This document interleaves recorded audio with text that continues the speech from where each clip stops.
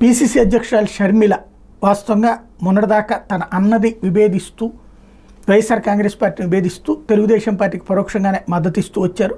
ఇప్పుడు ఆమె ఇక కొత్త ప్రభుత్వం ఏర్పడ్డాక లేఖాస్త్రాలు ఆరంభించారు చంద్రబాబుకి. అందులో మొట్టమొదటి లేఖ అనుకోవాలి, ముఖ్యమంత్రి అయ్యాక చారిత్రాత్మక మెజార్టీతో మిమ్మల్ని అధికారంలోకి తీసుకొచ్చిన ప్రజల ఆశయాలకు నమ్మకంగా, ఆ నమ్మకాలకు అనుగుణంగా రాష్ట్ర అవసరాలను కఠిన సవాళ్ళను దృష్టిలో పెట్టుకుని సంక్షేమ అభివృద్ధి, శాంతి భద్రతలు మిళితం చేసేకపై ప్రజారంజక పాలన అందిస్తారని ఆశిస్తున్నాం.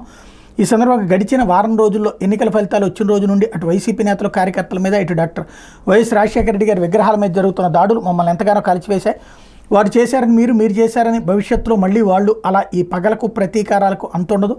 సభ్య సమాజంలో ప్రజాస్వామ్యంలో వీటికి చోటు ఉండకూడదు. ఎన్నో తీవ్రమైన సవాళ్ల మధ్య రాష్ట్ర పునర్నిర్మాణం వేగంగా నిబద్ధతతో జరగాల్సిన ఈ సమయంలో ఇటువంటి హేయమైన చర్యలు, దాడులు శాంతి భద్రతలకు మాత్రమే కాదు, రాష్ట్ర ప్రగతికి, పేరుకి అందివచ్చే అవకాశాలకు కూడా తీవ్రమైన విఘాతం కలిగజేస్తాయని తెలియజేస్తున్నాం.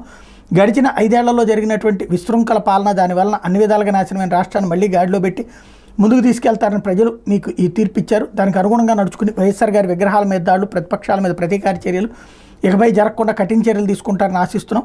మీకున్న అనుభవంతో మీరు పెద్ద మనసు, నిష్పాక్షికత చూపుతూ పరిస్థితులను చక్కదిద్దుతారని అనుకుంటున్నాం. ఇటువంటి ప్రతీకార రాజకీయాలు, సంస్కారం, విచక్షణకు తావులేని చేష్టలతో మీ పేరుకి, ప్రతిష్టకు, పాలనకు మచ్చ రాకూడదని కోరుకుంటున్నాం. అలాగే రాష్ట్ర ప్రగతి కోసం కాంగ్రెస్ నిర్మాణాత్మకమైన పాత్ర పోషిస్తుందని తెలియజేస్తున్నాను.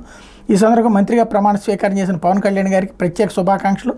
రాష్ట్ర అభివృద్ధిలో ప్రజారంజకంగా సర్కారు పాలన సాగేలా చూడటంలో మీరు ప్రత్యేక పాత్ర పోషిస్తారని ఆశిస్తున్నాం. నేడు ప్రమాణ స్వీకారం చేసిన ఇతర మంత్రులందరికీ శుభాకాంక్షలు అంటూ లేఖ రాశారు.